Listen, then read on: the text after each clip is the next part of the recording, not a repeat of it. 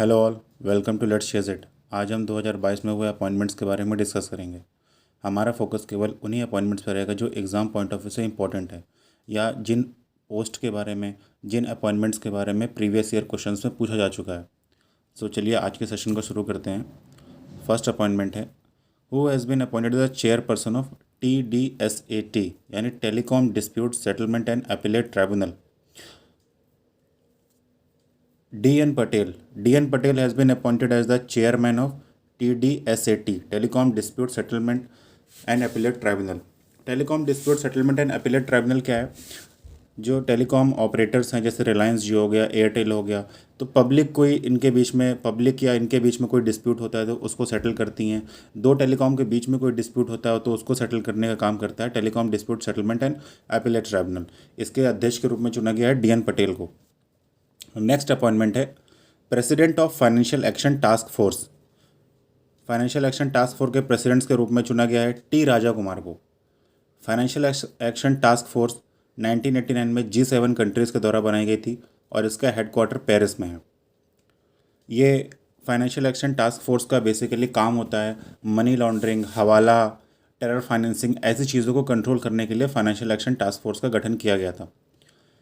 सेबी के मेंबर के रूप में किसका अपॉइंटमेंट हुआ है? सेबी के मेंबर के रूप में अपॉइंटमेंट हुआ है अश्वनी भाटिया का। टोटल 9 मेंबर्स होते हैं सेबी के बोर्ड में। एक अपॉइंट करता है गवर्नमेंट ऑफ इंडिया, 2 मेंबर्स को अपॉइंट करती है फाइनेंस मिनिस्ट्री, 1 मेंबर को अपॉइंट करता है RBI और 5 और मेंबर को, होल टाइम मेंबर्स को अपॉइंट करती है गवर्नमेंट ऑफ इंडिया। चार धाम प्रोजेक्ट कमेटी के चेयरमैन के रूप में किसे चुना गया है? चार धाम प्रोजेक्ट कमेटी के चेयरमैन के रूप में चुना गया है जस्टिस A.K. सिकरी को।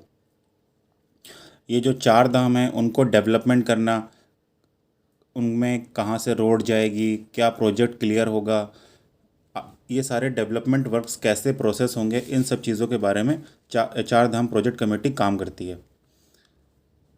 Insurance regulatory and development authority of India के चेयरमैन के रूप में किसे चुना गया है? देबाशीष पांडा। देबाशीष पांडा को चुना गया है insurance regulatory development authority of India के रूप में का अध्यक्ष। Who has been appointed as a chairman of NFRA, national financial reporting agency. National financial reporting agency के चेयरमैन के रूप में चुना गया है अजय भूषण पांडे जी को।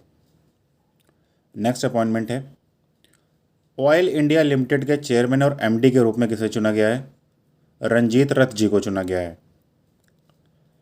एयर इंडिया के चेयरमैन के रूप में किसे चुना गया है?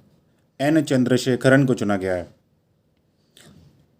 नेक्स्ट अपॉइंटमेंट है फ्लिपकार्ट हेल्थ प्लस के CEO के रूप में किसे चुना गया है?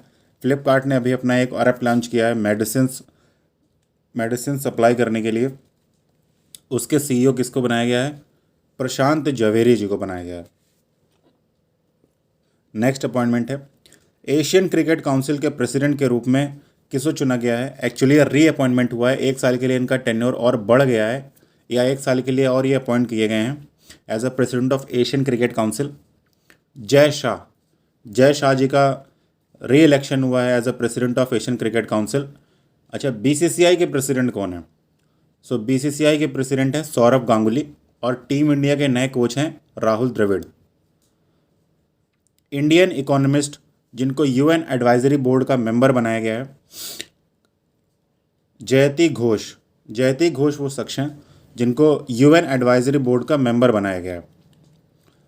नाटो के सेक्रेटरी जनरल यानी नाटो का जो सबसे बड़ा हेड होता है, उसके पोस्ट पे किसको अपॉइंट किया गया है? ये भी एक री इलेक्शन है, ये ऑलरेडी पोस्ट पे थे, इनकी पोस्ट को 3 ईयर के लिए और एक्सटेंड कर दिया गया है। ये है जेंस स्टोल्टनबर्ग। नाटो तो आपको पता ही है, अभी हाल ही में यूक्रेन और रशिया के युद्ध में कितना बड़ा रोल था इसका। यूक्रेन चाहता था नाटो मेंबर बनना, लेकिन रशिया नहीं चाहता था कि यूक्रेन नाटो मेंबर बने। इसी टसल को लेकर के पूरा युद्ध चल रहा है, अभी भी चल रहा है। नेक्स्ट अपॉइंटमेंट है who has been appointed as adviser in defence ministry. Defence ministry में एडवाइज़र किसको अपॉइंट किया गया है? लेफ्टिनेंट जनरल विनोद जी खंडारे जी को अपॉइंट किया गया है as a adviser in defence ministry. Next appointment है इंटरनेशनल लेबर ऑर्गेनाइजेशन का डायरेक्टर जनरल किसको अपॉइंट किया गया है? इंटरनेशनल लेबर ऑर्गेनाइजेशन का डायरेक्टर जनरल अपॉइंट किया गया है गिलबर्ट होंगबो को अपॉइंट किया गया है।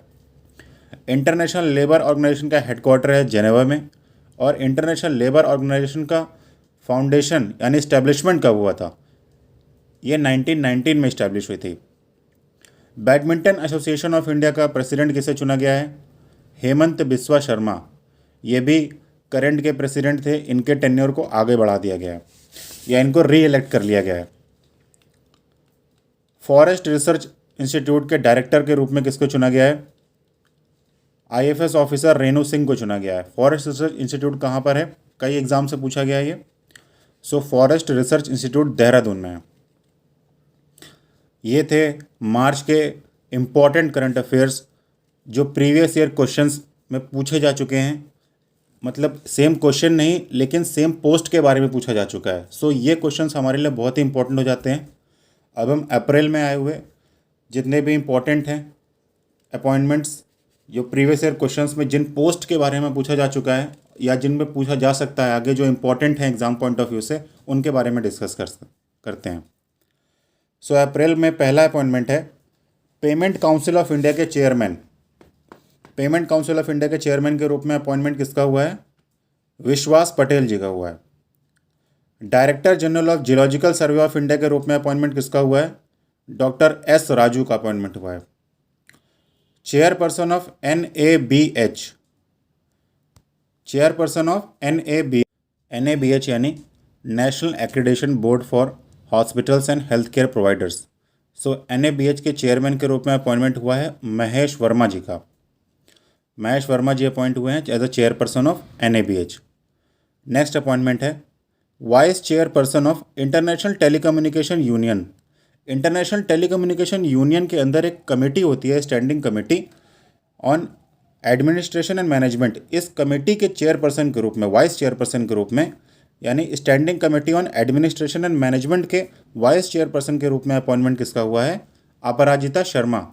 अपराजिता शर्मा एक IAS ऑफिसर हैं, इनका अपॉइंटमेंट हुआ है as a vice chairperson of an standing committee on administration and management of international telecommunication union.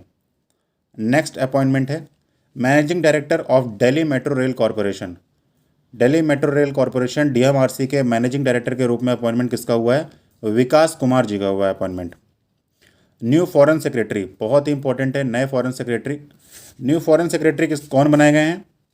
विनय मोहन क्वात्रा। विनय मोहन क्वात्रा जी का अपॉइंटमेंट हुआ है as a new foreign secretary. UPSC chairman, who has been appointed as the new UPSC chairman. बहुत ही important question. नए UPSC chairman के रूप में appointment हुआ है डॉक्टर मनोज सोनी जी का। Chairperson of the national commission for minorities. Okay, national commission for minorities के रूप में चेयरपर्सन के रूप में अपॉइंटमेंट किसका हुआ है? इकबाल सिंह लालपुरा का अपॉइंटमेंट हुआ है as a chairperson of national commission for minorities. India के नेक्स्ट आर्मी स्टाफ के chief, okay, next chief of army staff के रूप में अपॉइंटमेंट किसका हुआ है?